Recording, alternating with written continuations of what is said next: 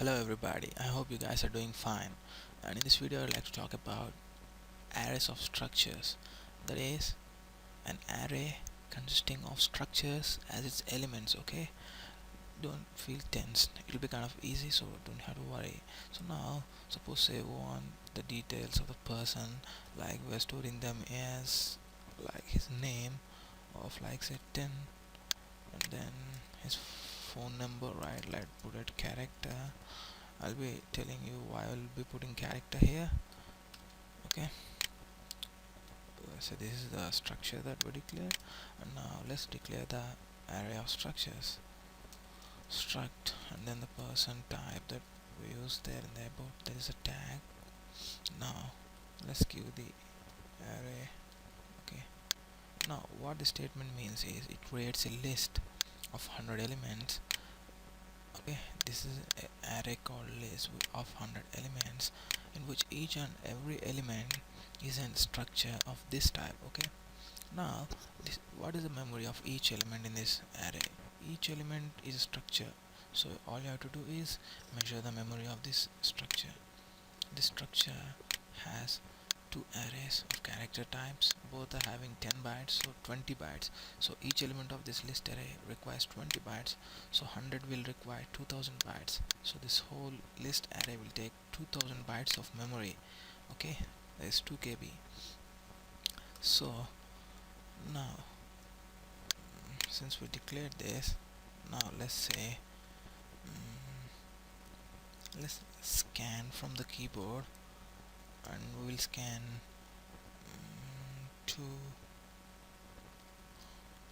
list like 5 dot phone. Okay, since this will be a string,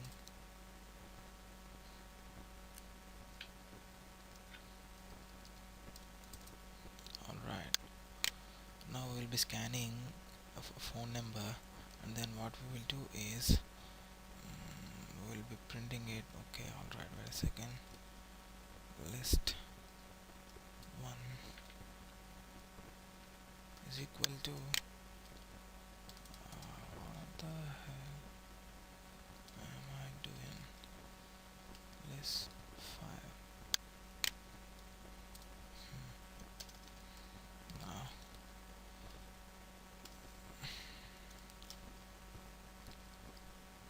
list 5 dot phone.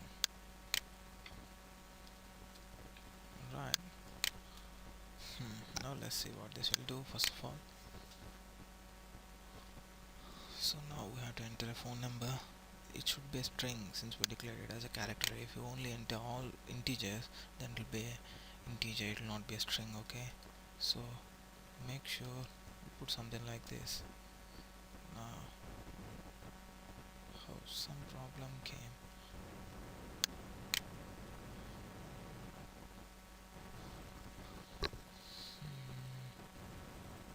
Yep, 3 4 5 6 7 8 9. Okay, let's look at this for a second. Alright, I got it. Here we declared wrongly. First of all, let's give 10, and then let's give 30 here. Let's give some 11, and here already using the address. The phone itself is the address of the array, so we don't have to use and for storing there. And now let's see if it will work or not. Right, let's give 2 3 3, and then alright, see, it printed the string again. Now if you just want to print a particular number, then since the number will be a character here in the string, you have to give something like 3, right, 2 3 4 6. Now it will print the fourth character here, phone of 3, phone of 0 1 2 3, that is 6. That will print, and it got printed here. So now if I put 1 here, and let's see what will be doing, what will be done is 2 3. Okay, now it printed the fourth character, that is a dash. Well, what happened here is I copied the elements of the list 5 to the list 1, and then when I printed it, it printed the values in the list 5 itself, but we use list 1 here instead of list 5. So copying is very highly possible here in structures. All you have to do is equate the variables here, and so the data in one structure variable will be copied into another, but the necessary condition is both variables are to be of the same structure type. Here the variable is the array. Okay, and we are initializing here as list of 100, and then we are copying the values in list 5 to list 1, and then we are printing the list 1. Okay, this is an important concept. Now you can like kind of use string copy to, like say suppose I want to do string copy. Wait a second. I want to do string copy of like particular element, say this element, control C, control V, comma, control V. Wait a second, some problem. Control V, comma, control V. Okay, now say I want to do like this, like the fifth element of this will be copied to this, and then I'll print the third element again. And now let's see what will happen after this. Got it?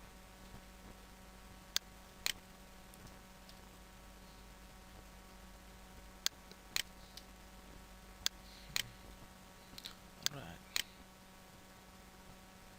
So string copy is not declared, so don't forget to include the libraries here.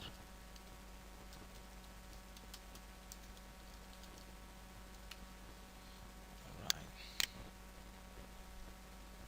Some problem occurred.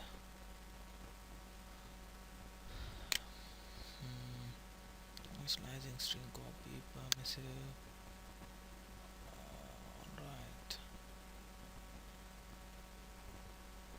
String copy of that to this. Alright guys, I got the problem here. Here we are using string copy, but here we are using only, like here we are only copying the character here. So let's try to copy the string instead of the character. So now this won't be needed, and this won't be needed. Now see what this is doing is we are scanning into list 5, and then we are copying from list 5 to list 1 using string copy, the same as the previous one. Like the output will be the same here. So now let's check it. Suppose say we gave something and then something, it gave us the fourth element. Okay, and that's what it's doing. And this is it for today's tutorial, guys. I hope you guys enjoyed it.